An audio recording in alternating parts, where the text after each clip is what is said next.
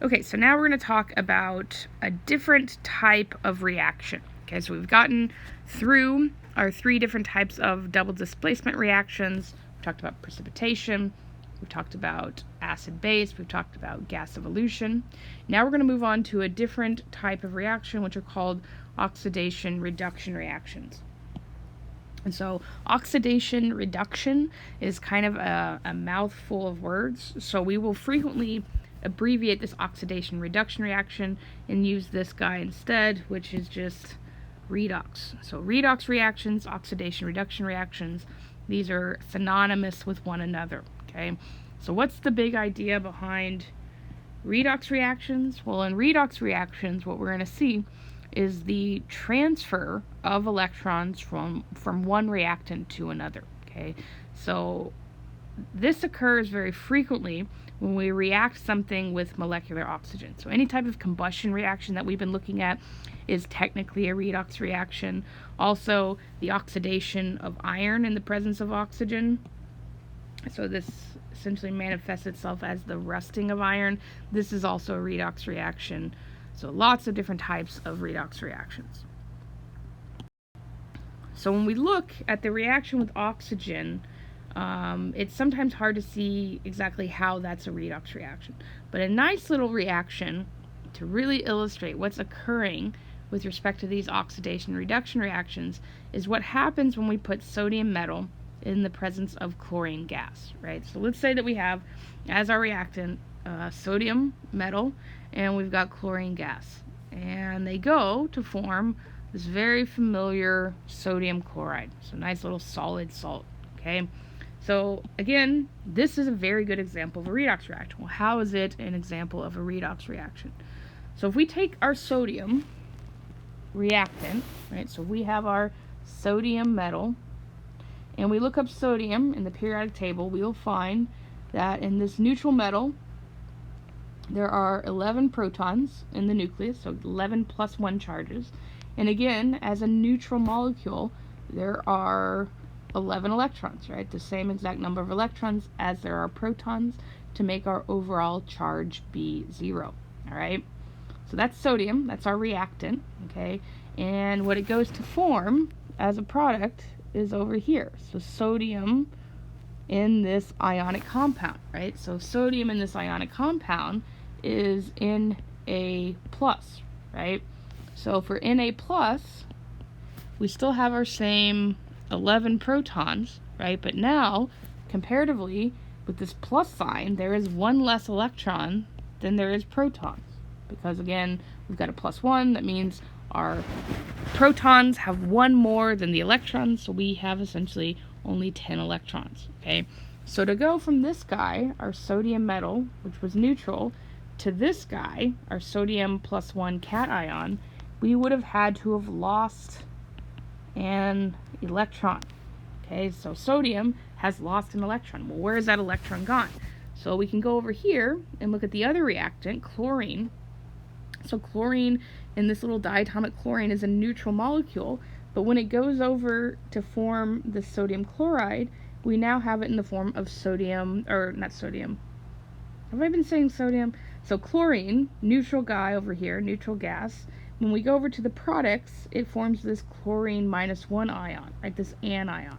To have this -1, it had to have gained an electron, right? So it had to have gained electrons. So what has happened in this reaction? Sodium has lost an electron, and it has given it to chlorine, okay, to get our sodium +1 and our chlorine -1. So this is the perfect example of what a redox reaction is, the transfer of an electron from one reactant to another.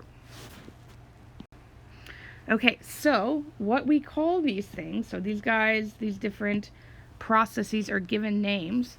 So again, with sodium in that reaction lost an electron, so we can represent that electron as a product in this reaction, and this process of losing electrons is called oxidation. So sodium was oxidized, whereas chlorine in that last reaction, chlorine gained electrons, right? So this gain of electrons, we represent electrons as a reactant here. This gain of electrons is what is called reduction. So I think I draw this a little bit later, but just to let you guys know now, to help memorize what oxidation and reduction is. So loss of electrons is oxidation. So Leo the lion says gain of electrons is reduction. So Leo the lion says grr, loss of electrons oxidation, gain of electrons is reduction. And then you can draw Leo over here, and Leo is saying grr. Okay, so loss of electron oxidation, gain of electron is reduction. Alright, so that was nice and easy with respect to sodium and chlorine, because we actually formed charged molecules, right? We formed a +1 ion, a -1 ion. So it was a little bit easier to see the actual transfer of electrons, but a lot of times redox reactions will occur when there isn't any type of ion formation. So it's a little bit harder to see whether or not electrons have been transferred. So a good example of that is this reaction between hydrogen and chlorine to form HCl. And it's important to note that this is HCl as a gas, so this is not our acid. This is a molecular compound. Right? So if we look at our two reactants, we've got hydrogen. So hydrogen is over here, and in this molecule, this H molecule, the electrons here in this bond are shared equally between the two hydrogens. And if we look at the other reactant, our chlorine, we're going to see the exact same thing. So we have equal distribution of the electrons that are in the bond between the hydrogen in the bond between chlorine, right? So we've got hydrogen diatomic, chlorine diatomic, both of those two atoms, and each of those reactants are sharing the electrons equally. Now when we go to products, we will find something else entirely. So when we go to products, our product is HCl, and this is very similar to what we were seeing with water when we were talking about why water is such a good solvent, or why water ends up being a solvent for a lot of different things. So for HCl, right, we draw that as if it were a nice bond between them, a nice covalent bond, but in reality, there is unequal sharing or unequal electron distribution in this bond, right?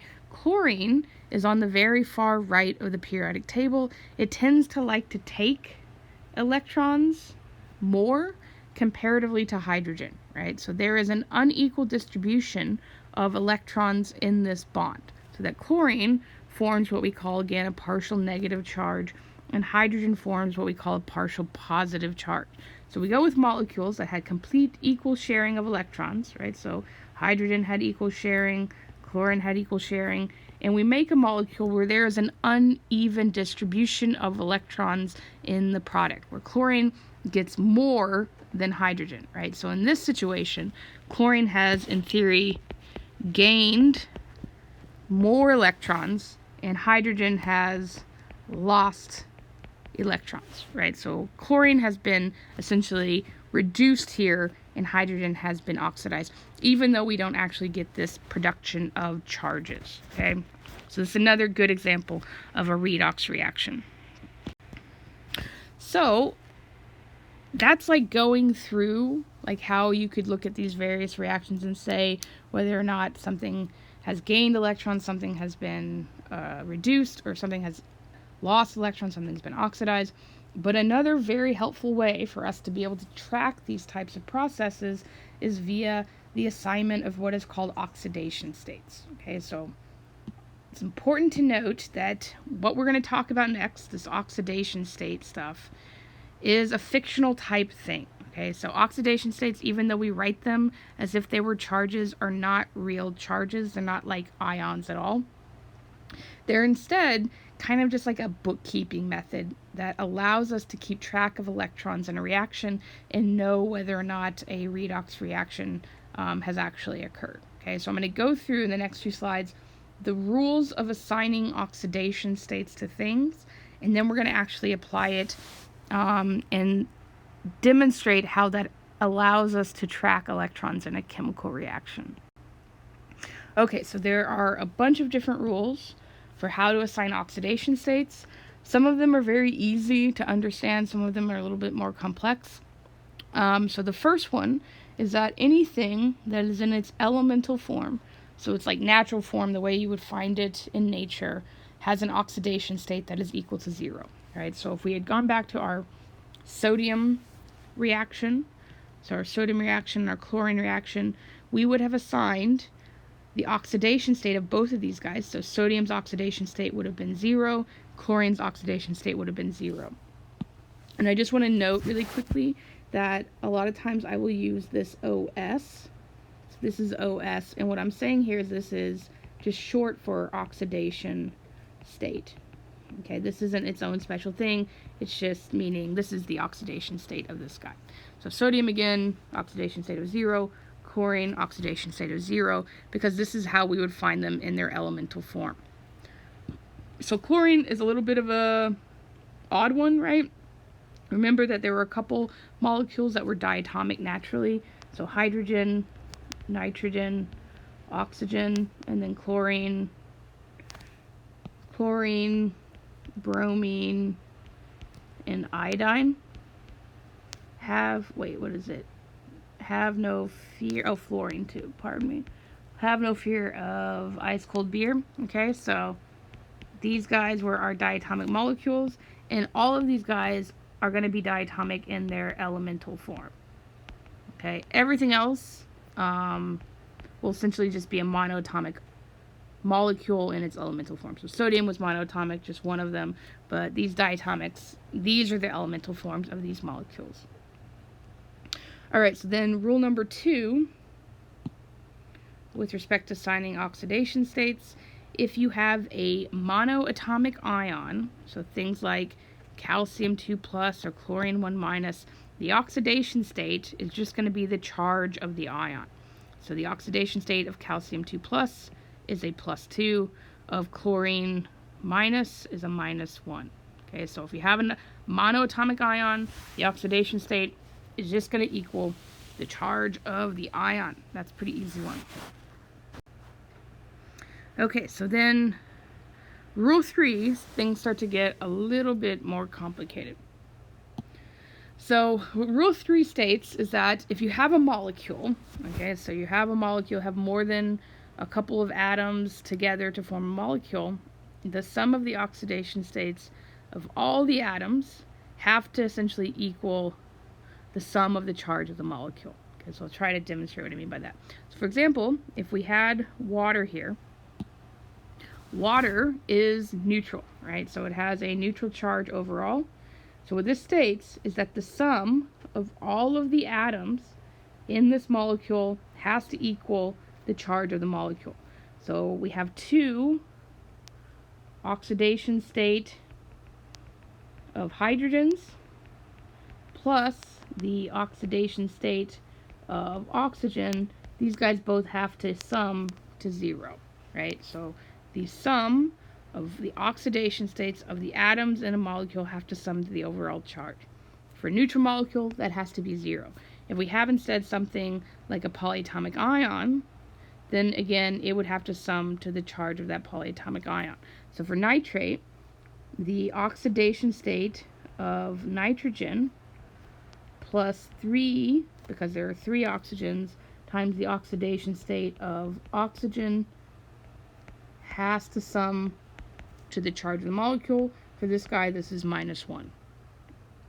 Okay? Alright, so that's going to get confusing, but we'll make it make sense in a second.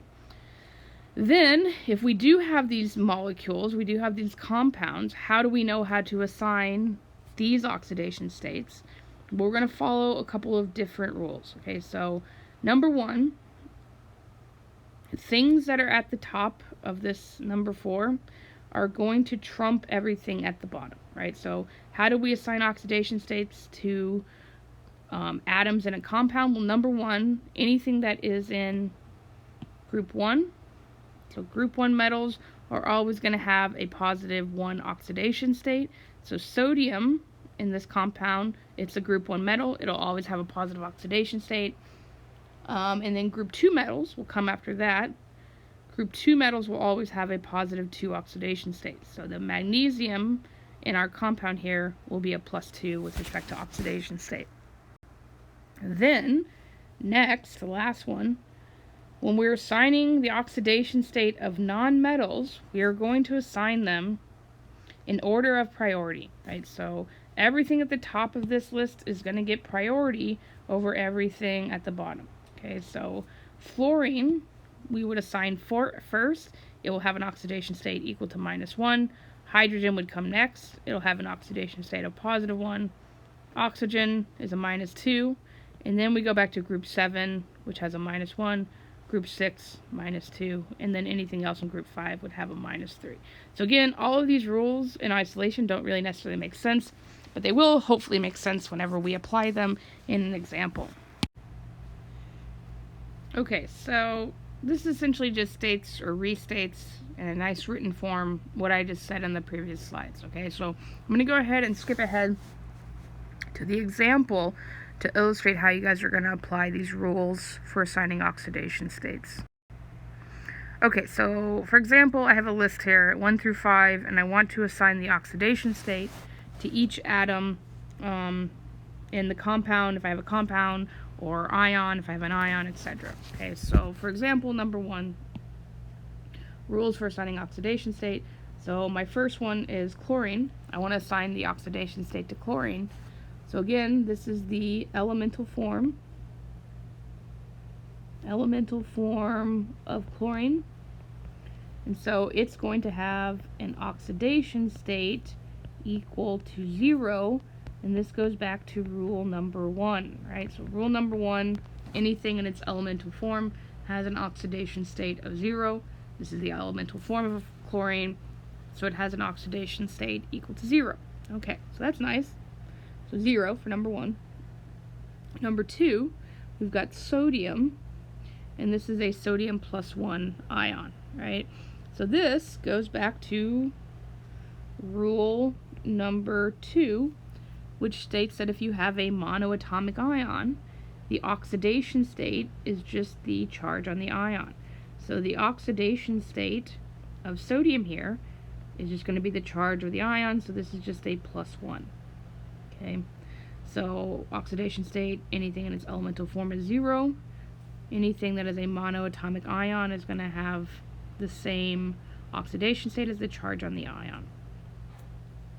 Alright, so then number 3, we're dealing with Kf. So Kf is the first time that we have a molecule or a compound. Okay, and so this is going to apply rule 3 and then 4 as well as 5, right? So 3 says that when we have a compound, the oxidation states of all of the atoms in the compound have to sum to the overall charge of the compound, right? So what this tells us is that the oxidation state of potassium plus the oxidation state of fluorine has to sum to the overall charge of this compound. This guy is just a 0, right? It's a neutral molecule, so these guys have to sum to 0.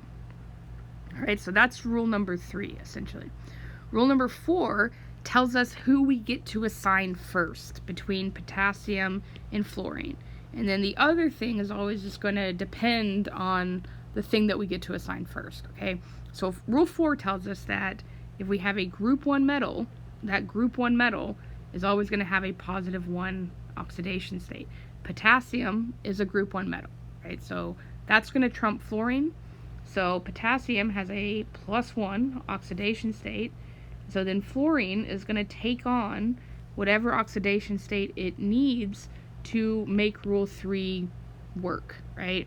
So 1 plus this unknown is going to equal 0. So fluorine has to have an oxidation state here of a -1. Okay, so oxidation state of potassium is a +1. And then oxidation state of fluorine is a -1 in this compound. Okay, so now let's move on to CO2.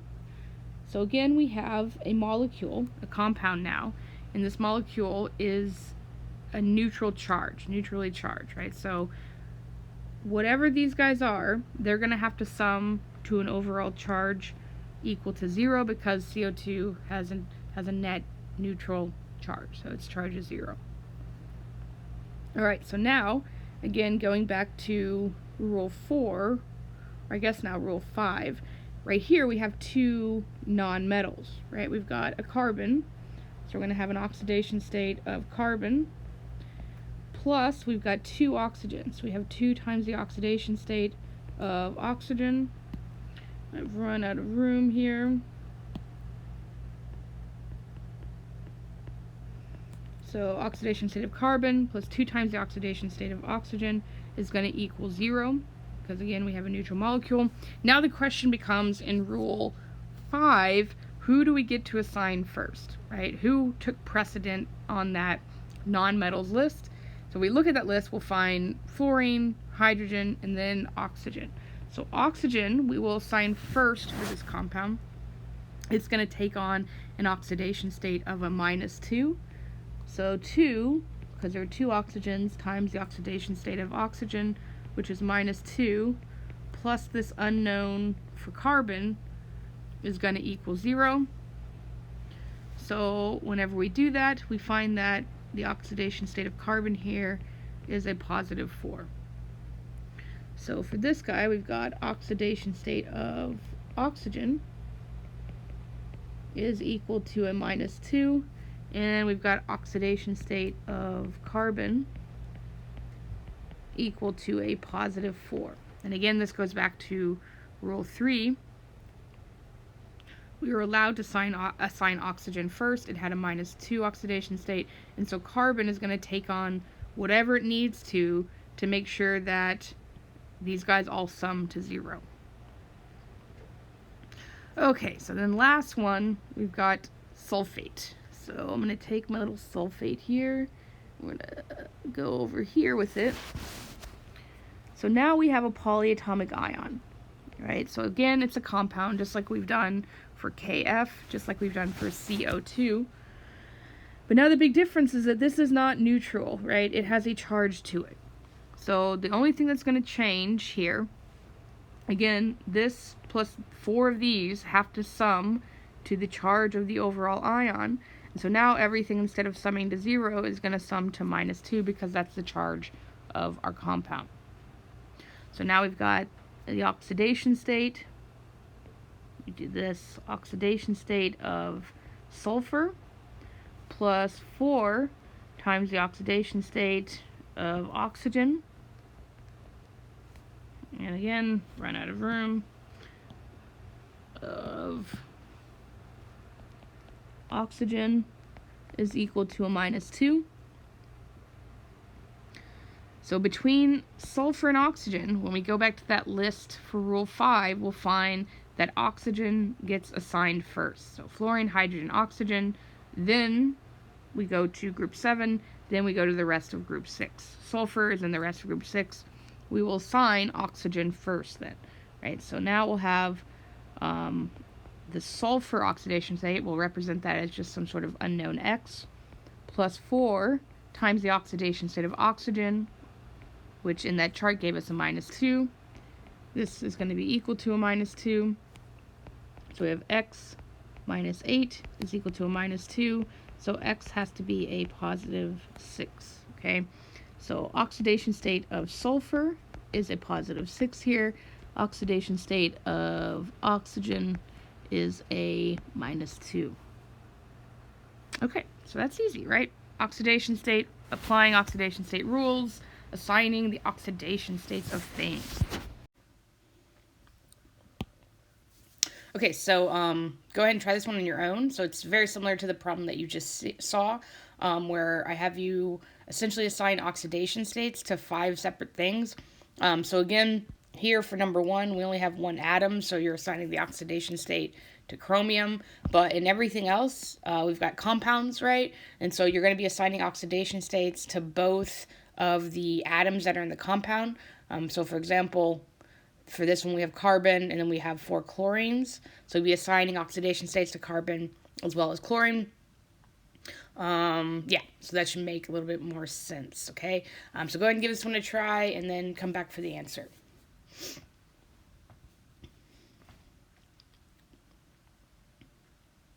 Okay, so let's go ahead and go over this one. So I'm going to erase these. Oh, no. erase these guys. We're going to start with chromium, number 1. Right, so chromium is not a compound. It's just an atom by itself. And so this chromium isn't one of our diatomic species. So anytime we have just a plain atom by itself, this is what we would call the elemental form. Form of that element, right? Chromium is just chromium metal by itself. So chromium here, because it's in its elemental form, has an oxidation state equal to 0. Okay, so now we're moving into compounds with number 2, right? So we have carbon, and then we have chlorine. The question is, well, which one of these guys is most predictable? Again, we're going to go back to that table. We know they all have to sum to 0 because it's a neutral compound. And so because of that, we can just say everybody has to sum to 0. Between the carbon and the chlorine actually comes first on that on the table of assigning oxidation states. Chlorine is a group 7 nonmetal. It usually has a -1 oxidation state. Carbon's pretty much always the thing that you assign last. So because of that, we've got carbon, which is unknown, going to be our unknown here. And then we have 4 times the oxidation state of a chlorine. So we have carbon with a +4 oxidation state. All right, so each chlorine is a -1. This carbon is a +4. Okay, so then we'll move on to 3. We've got strontium bromide. Again, we have a neutral compound, so all of their oxidation states have to sum to 0. Between strontium and bromine, actually strontium is the more predictable, right? So it's a metal. And specifically, it's a group 2 metal, so it has a +2 oxidation state. So strontium is the first one, so we've got a +2. And then bromine's going to take on whatever oxidation state it needs to satisfy the overall 0 charge of this guy. So we have 2 times each bromine's oxidation state, right? So we end up with a 2 plus 2x is equal to 0, and so then x is equal to -1. So strontium has an oxidation state equal to 0. Bromine has an oxidation state equal to -1. Then we move on to number 4 here. So we've got sulfur trioxide. Again, we have a neutral compound, so all of the oxidation state are going to sum to that 0. Between sulfur and oxygen, these are 2 nonmetals. So both of these are nonmetals. Oxygen, they're both in group 6, right? But because oxygen is higher in the periodic table, it is more predictable. It comes first. And oxygen has an oxidation state here of a -2. So we have 3 times the oxidation state of oxygen, which is -2. Sulfur is going to be whatever it needs to be to satisfy the fact that this has to sum to 0. And so because of that, we've got sulfur with an oxidation state of a +6. So we have a -2 oxidation state for oxygen, and then we've got a +6 oxidation state for sulfur. And then finally, we'll do the nitrate, NO3-. So this is the one where it's like, okay, well, actually this compound or this molecule doesn't sum to 0. It's not a neutral compound. So this one sums to this -1. So because of that, everything has to sum to the overall charge of this compound, -1. Again, when we question who's more predictable, nitrogen or oxygen, it ends up being oxygen again. So group 6 comes before group 5. Oxygen has an oxidation state of -2. So now we've got a 3 oxygens times each one's oxidation state, -2, plus the oxidation state of nitrogen. So we have x minus 6 equals -1. So the oxidation state of nitrogen here is a +5. So this guy is a +5. Okay, so again, a lot of times I like to go back to math, right? So However you can think about this to assign oxidation state is however works for you. For me, I like to set out little equations and enter in everything that I know, right? If it's a neutral compound, everything has to add up to 0. And then I say, well, who's more predictable, 1 or 2? Again, that predictability and that oxidation state goes back to that chart that we went over when we went over the rules. And then the other thing that isn't assigned at that point has to take on whatever oxidation state to satisfy the fact that it has to sum to whatever it is. And then the other thing is more predictable, so whatever the oxidation state is of that. So, if you have any questions on that, please, again, let me know. Okay, so all of these oxidation state things kind of seem silly and boring, but there is a reason why we actually do this, and there's a reason why we utilize them. All right, so the reason why we assign oxidation states is so that we can know whether or not a redox reaction has occurred. Okay, so just as a reminder, in a redox reaction, if you lose electrons, that is considered oxidation, and if you gain electrons, that is called reduction. And just as a reminder, Leo the Lion, loss of electrons, oxidation, says gain of electrons is reduction. Okay, so things that lose electrons in a chemical reaction are going to be oxidized. Things that gain electrons in a chemical reaction are going to be reduced. And again, how does this apply to oxidation states? Well, oxidation is going to represent itself as an increase in the oxidation state of something, whereas reduction is going to represent itself as a decrease in the oxidation state of something. All right, so what do we mean by that? How are we going to apply it? Okay, so how are we going to utilize these oxidation states to determine whether or not a redox reaction has occurred? Okay, so let's imagine that we have a reaction like this, where we've got carbon and sulfur combining to form this compound, carbon disulfide. Okay, so if we went in and we assigned oxidation states to everything, so carbon is in its elemental form, it would have an oxidation state of 0. Sulfur is also in its elemental form, it would also have an oxidation state of 0. And then we would move over to our compound, this carbon disulfide, and we would note, okay, well, overall this has a charge of 0. It's a neutral compound. And in it, we've got 1 carbon. So we'll say the oxidation state of carbon. We've got 2 sulfurs, so 2 times the oxidation state of sulfur has to equal 0. Between carbon and sulfur, we'll find, okay, well, sulfur is more predictable. It's a group 6A, right? So it's right underneath oxygen. It'll have an oxidation state of 2. And so then carbon will be assigned last. So we've got 2 times a minus 2 gives us a 0. And so carbon has to be a positive 4. Okay, so then we use our oxidation states here and a minus 2. Okay, so now in going from 0, which is what happens to carbon, as a reactant, all the way to positive 4 as a product, right? So it goes from a 0 to a positive 4. This is an increase in oxidation state, right? So an increase in oxidation state, how can that occur? How can you have something that goes from a 0 to a positive value? Well, this guy has to lose electrons to do that, right? So to increase the oxidation state, you have to lose electrons, and so that's how you know that carbon has been oxidized in this reaction, right? It lost electrons, it was oxidized, this is oxidation, okay?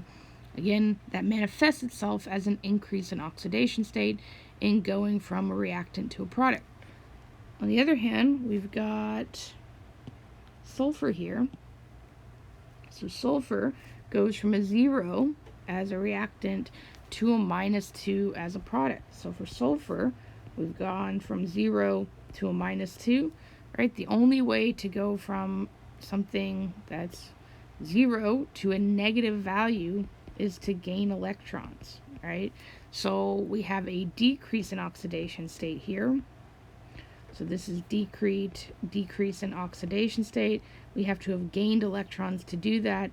So this is reduction. And this is how we know whether or not something has been oxidized or reduced. We've got carbon, which gained, or which was losing electrons, pardon me, which was oxidized, and we saw that because it went from a 0 to a positive 4. We saw an increase in oxidation state. Whereas for sulfur, we go from a 0 to a minus 2. That is a decrease in oxidation state, and so that is reduction. Okay. All right, so let's utilize that in a little bit more difficult of an example.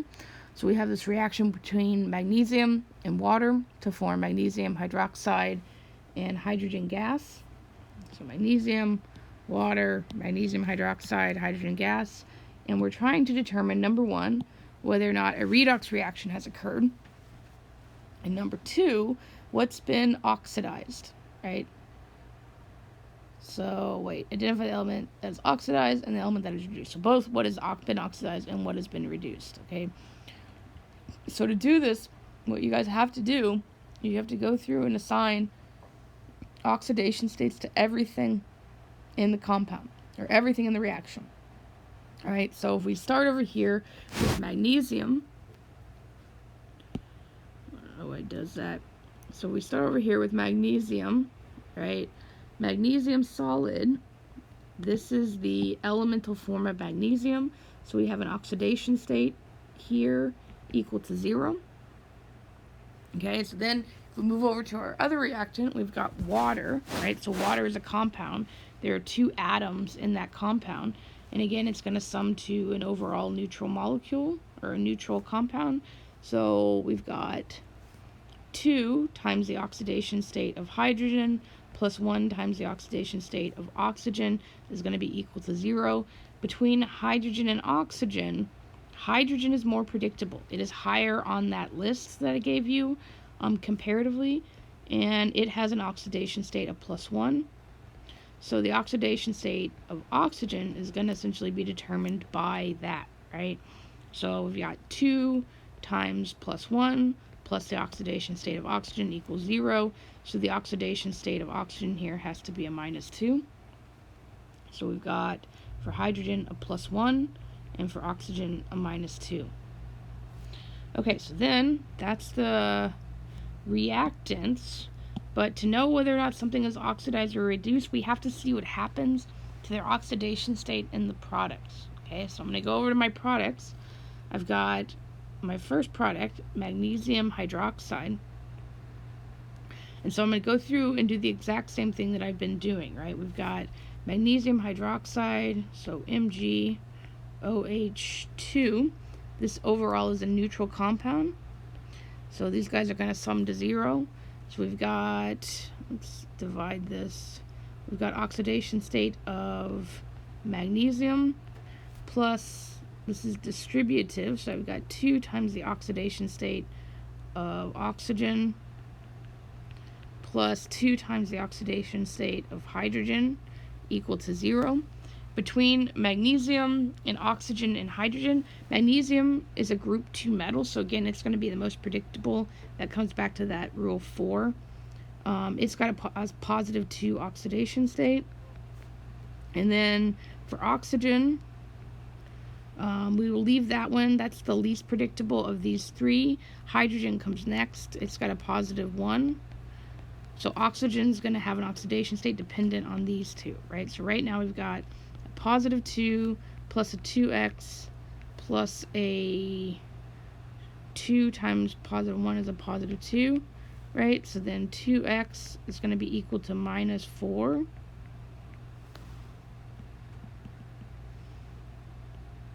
Minus 4, so x is equal to minus 2. So that's pretty standard.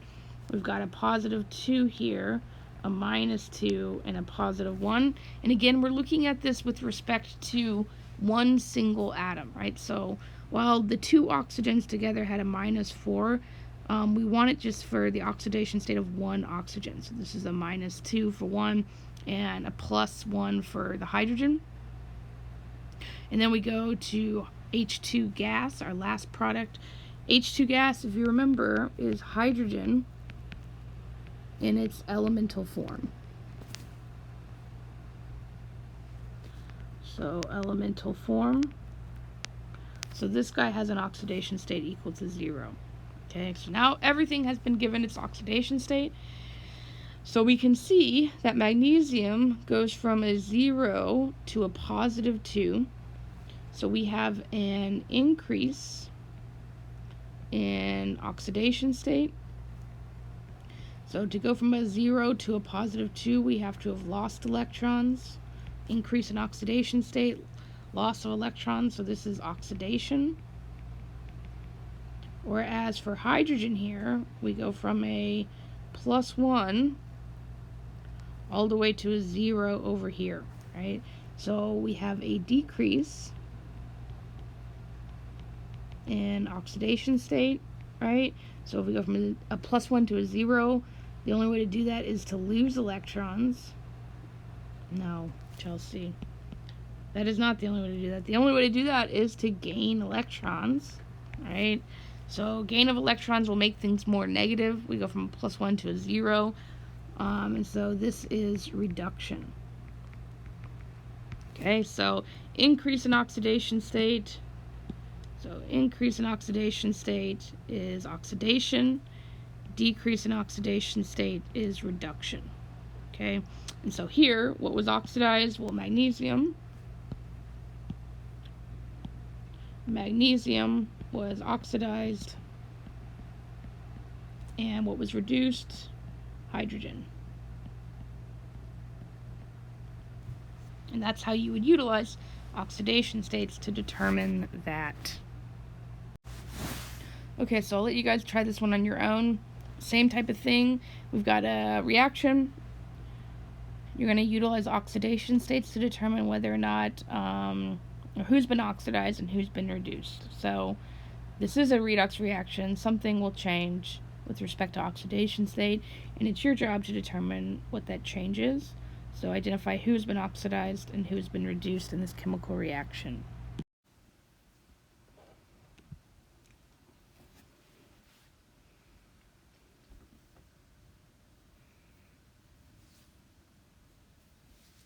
Okay, so we'll go ahead and go over this one. So again, I'm going to go ahead and just start assigning oxidation states to things. I'm going to start on the reactant side, and I'm just going to move from left to right. So the first thing we come into, or first thing we encounter, is SN. So SN, just as a reminder, it's one of those weird ones. This is tin.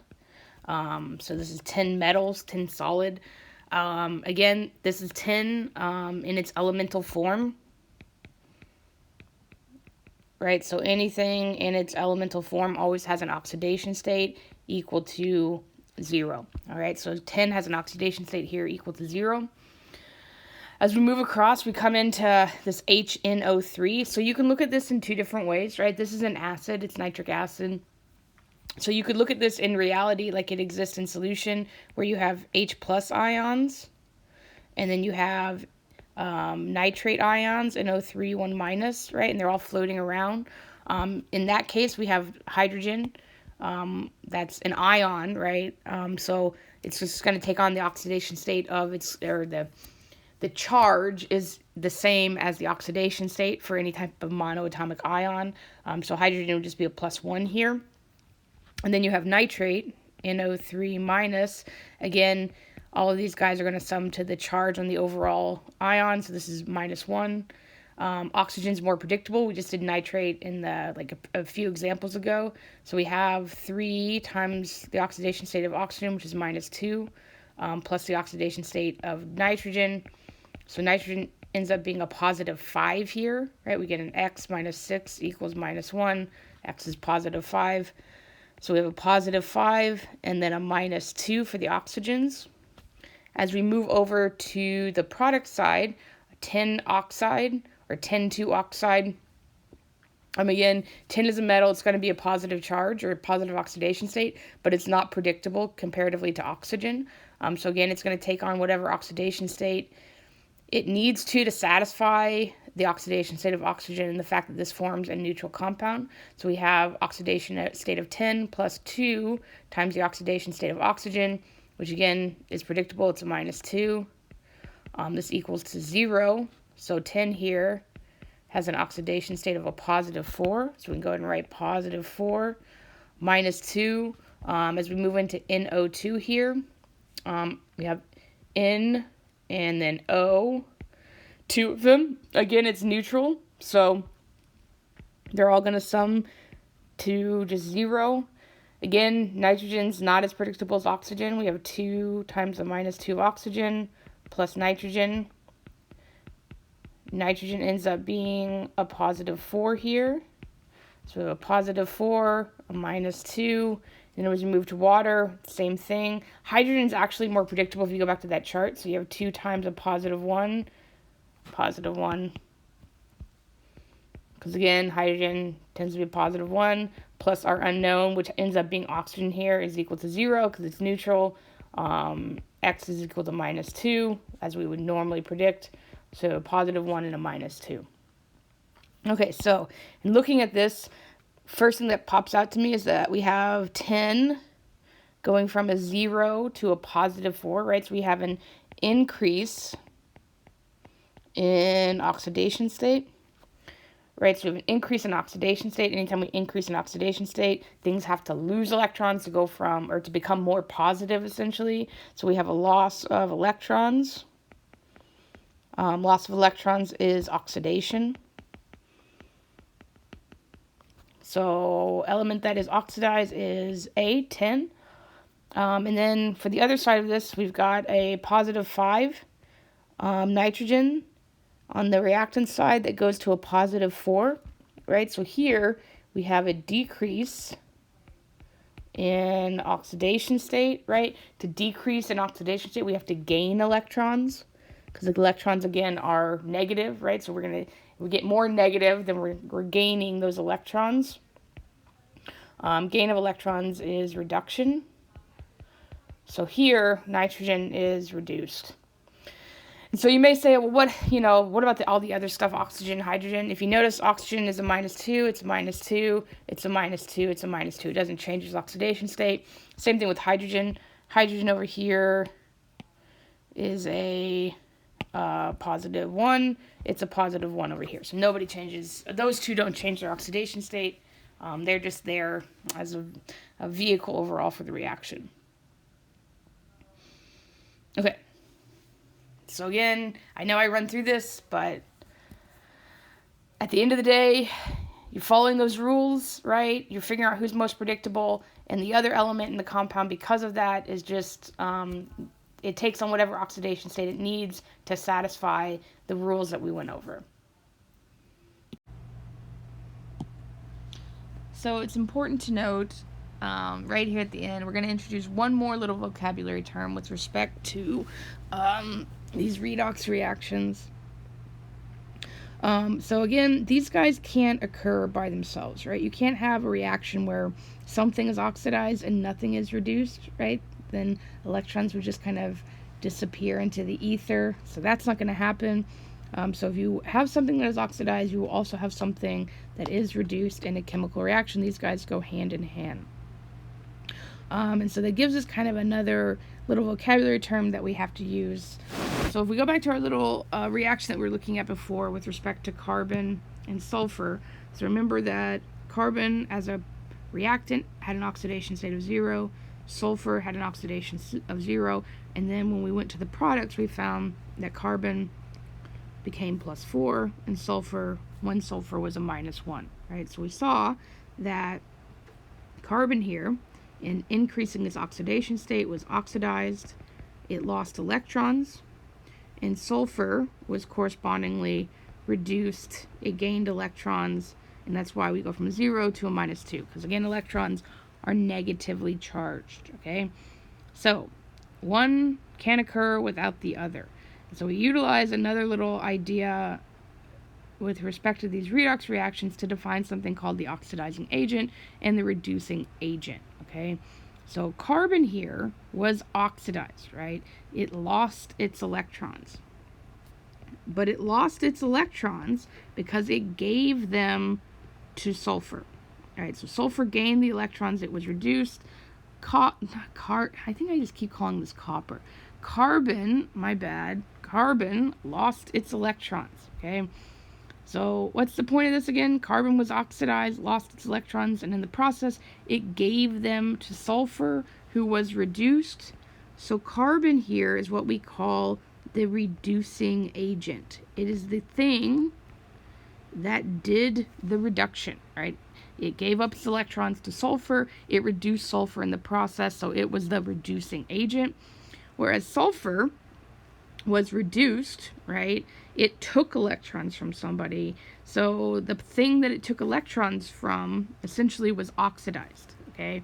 So because of that, sulfur here is the oxidizing agent. It is the thing that did the oxidation. It stripped electrons from carbon, and so it is the oxidizing agent. So the thing that is oxidized in a chemical reaction is defined as the reducing agent, right? So if you lose electrons, that means you gave them to somebody, so you do the reduction. Whereas the thing that is reduced in a chemical reaction, it is the oxidizing agent.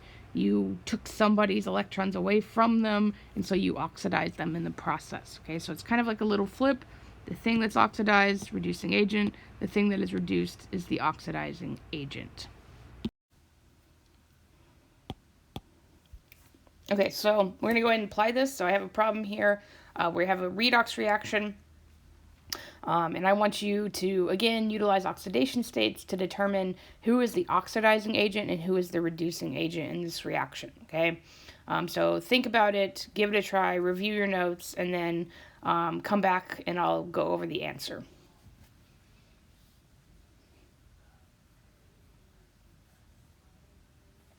Okay, so first step in trying to solve any of these types of problems is, again, always going back, unfortunately, and assigning oxidation states. So for this one, this actually ends up being easy. We don't have any compounds. All we have is either metals in their elemental form or monoatomic ions. So it's pretty easy to assign oxidation states to those guys. First thing we have here is zinc solid, right? So zinc, this is the elemental form of zinc. It has an oxidation state of 0. We have monoatomic ion. Again, this is just an ion by itself, nobody else. The oxidation state of those guys is always whatever the charge is of the ion. So charge here is 2+. Because of that, its oxidation state is a positive 2. As we move over, same thing. We've got a monoatomic ion. We've got a charge of a positive 2. So the oxidation state is the same thing as that charge. It's just a positive 2. And then last one, we have iron, solid. This is the elemental form of iron. It has an oxidation state of 0. Okay, so after that, so number one, what did I do? I assigned oxidation states, OS, right?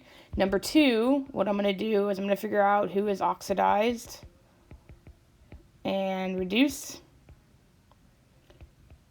Right, and so if we look at zinc, zinc goes from a 0 to a positive 2, so we have an increase in oxidation state. An increase in oxidation state, we have to lose electrons to go from something to a more positive number. So we have loss of electrons here. So this is oxidation. Whereas for iron, iron goes from a positive 2 to a 0, so we have a decrease in oxidation state. To go from a positive to a 0, we have to gain negative charge, so we have a gain of electrons, so this is reduction, right? And so now the question is, okay, so we know it's oxidized, we know it's reduced, right? So the zinc was oxidized, the iron was reduced, but again, we're looking for the agent, right? And so if zinc is oxidized, right, it loses its electrons. That means it gives them to somebody else, right? And in giving them to somebody else, it essentially is doing the reduction, right? Because again, reducing, we're gaining. And so since it's giving them, it is the agent of reduction. So our zinc here is our reducing agent. Whereas the iron, which was reduced, right, it essentially went out and took electrons from somebody, right? And so if it's taking electrons from someone, it's essentially oxidizing it, or it's the agent of oxidation, right? So the thing that is reduced here is the oxidizing agent because, again, it took those electrons. It was the agent of something else being oxidized. Okay, so because of that, we've got our zinc, which was oxidized. It is the reducing agent. It gave up its electrons. It was the agent of reduction. Whereas we have iron, which was reduced. It essentially took those electrons, so it was the agent of oxidation. It was the oxidizing agent. So for this one, we have iron as our oxidizing agent, and then we have zinc as our reducing agent. I know it gets confusing because it's like the thing that's oxidized becomes the reducing thing and blah, blah, blah. But just note, like, think about what reduction is. All right, reduction is gain of electrons. And if you do that to somebody, if you give your electrons to somebody, you are the thing that reduced it. You are the agent of reduction or the reducing agent, and then vice versa for the oxidizing agent. Okay, so that's it for this week. That's it for this little brief bit with respect to oxidation reduction chemistry. We come back to this if you stick on with this. The second semester of general chemistry, we deal with this a lot when we talk about electrochemistry. Because you have to think, you have movement of electrons.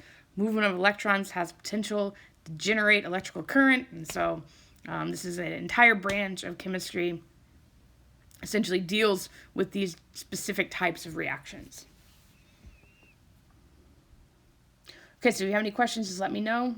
Give me an email or come to see me during my office hours.